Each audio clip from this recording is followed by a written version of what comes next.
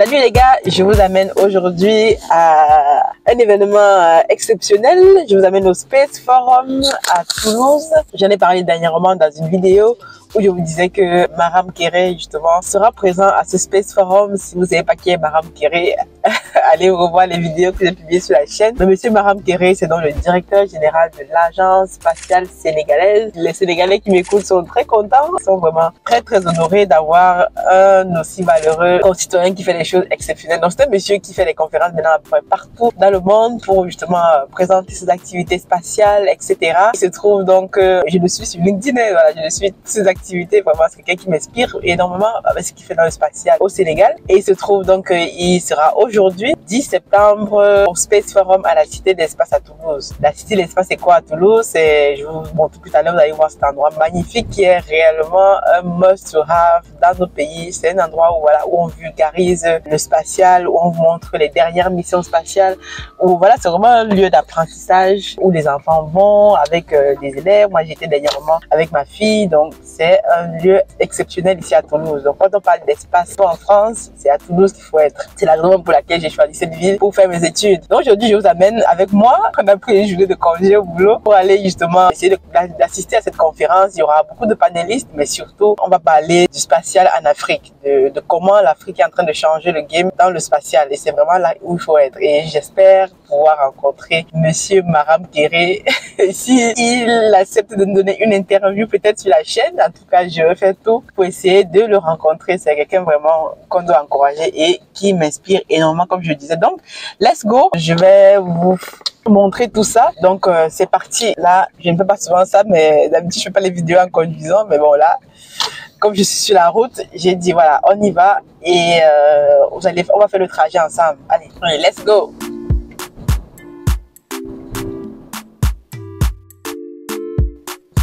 Donc là, on est très tôt le matin, hein, à Toulouse, ici. En plus, il fait froid, il fait 16 degrés. Je ne sais pas ce qui se passe. Il fait 16 degrés. Donc là, on est dans les bouchons. Bon, je vais vous passer tout ça, mais je vous filmerai tout ça quand je vais arriver. Donc, je suis à peu près à 30-40 minutes de la Cité de l'Espace. On est le matin, vous voyez, voilà, c'est les bouchons.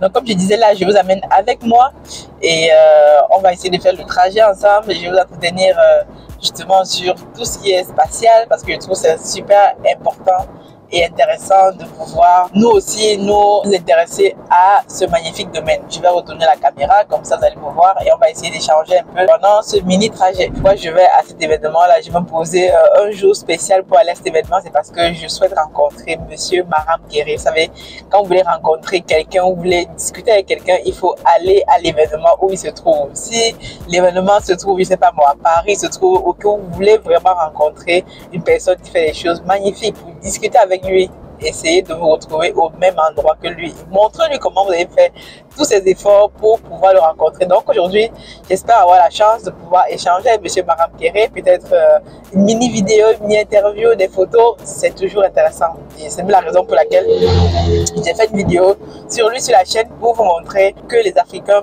peuvent changer des choses par la simple volonté et la passion et surtout le travail et la détermination d'une seule personne. J'ai vu dans les commentaires, parfois quand je parlais de spatial, d'autres me disaient, d'ailleurs il y a même une polémique dessus parce que je répondais aux personnes qui me disaient que le fait qu'on s'intéresse au spatial en Afrique n'a pas lieu d'être. Parce qu'on me disait qu'au Sénégal, je dis encore, je ne suis pas au Sénégal, mais j'ai eu beaucoup de personnes qui m'ont dit qu'au Sénégal, on ne meurt pas de faim. À aucun endroit, on ne meurt de faim en Afrique. On ne meurt pas de faim, il y a de l'eau, etc.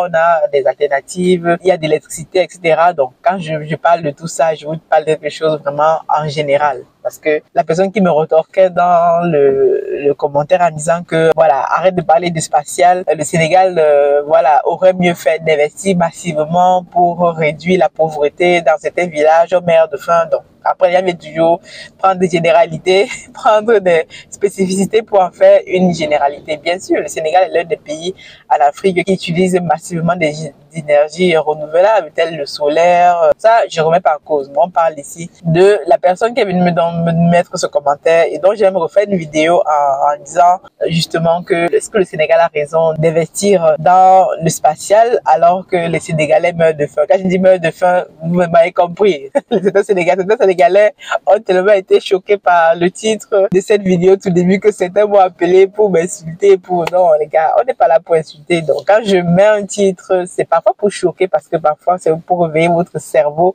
Il faut parfois les choquer. À aucun endroit en Afrique, en tout cas des pays que je connais vraiment, on ne meurt de faim.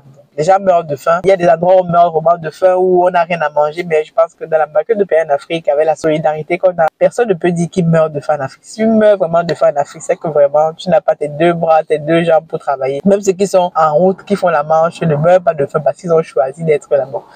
Ça, c'est une parenthèse. Mais je veux qu'on revienne un peu sur le spatial parce que c'est un thème qui me parle, un domaine dans lequel je travaille. D'autres vont me dire non, mais le Sénégal n'a pas pu faire ça tout seul. C'est une coopération internationale. Mais bien sûr, je vous ai expliqué comment se passent les projets spatiaux. On va aller à la Cité d'Espace, vous allez voir comment les Européens travaillent ensemble lorsqu'il s'agit de lancer un projet spatial. On va aller voir tout ça. On va essayer j'espère que je pourrai filmer quelques conférences.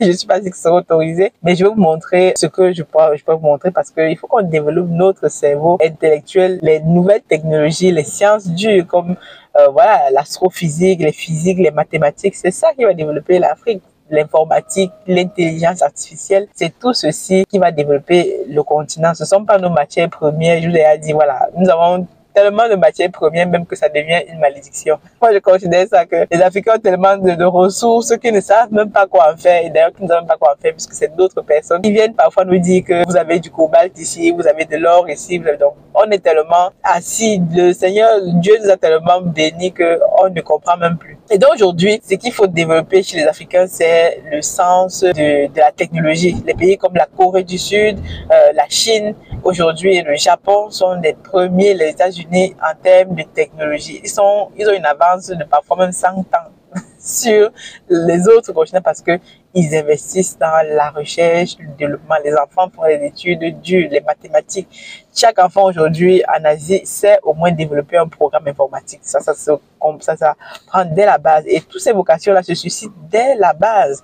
C'est pour ça que les lieux comme la Cité, l'Espace, moi j'aime bien aller là-bas avec mes enfants, avec ma fille, parce que ça développe la curiosité pour ce domaine-là. Moi, je me suis lancée dans le spatial parce que j'étais curieuse à l'époque. Je regardais un film qu'on appelle Stargate. Peut-être que certains d'entre vous l'ont vu.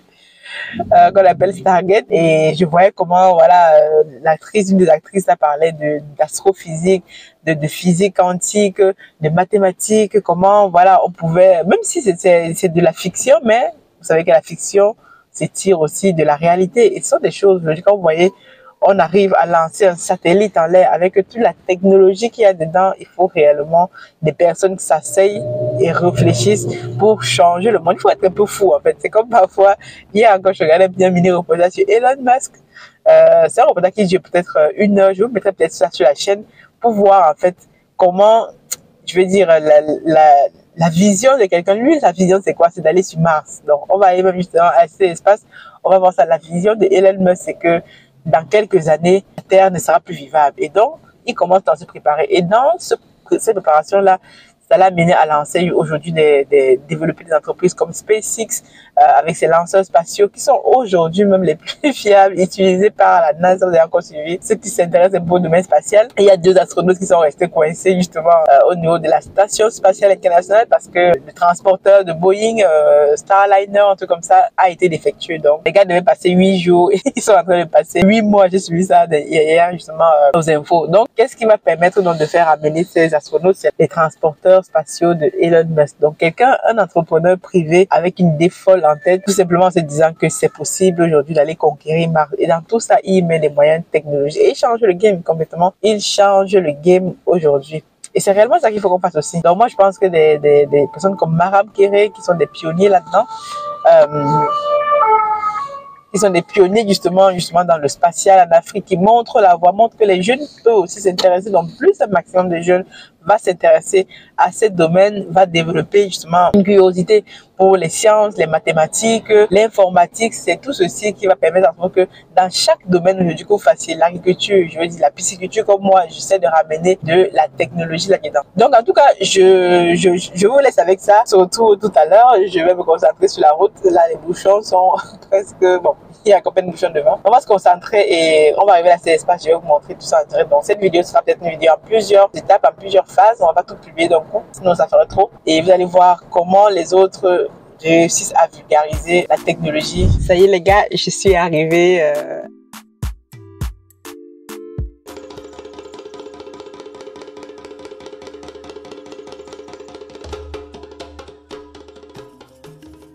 Bienvenue chez Africa Food Industry, votre partenaire de confiance pour une alimentation saine et de qualité. Situé au Cameroun en périphérie de Yaoundé, notre site de production en pleine nature est dédié à l'élevage, à la production et à la transformation responsable des poissons les plus frais. Chez Africa Food Industry, nous élevons et transformons une variété de poissons, notamment le silure, la carpe et le tilapia, dans le respect de l'environnement et du bien-être animal.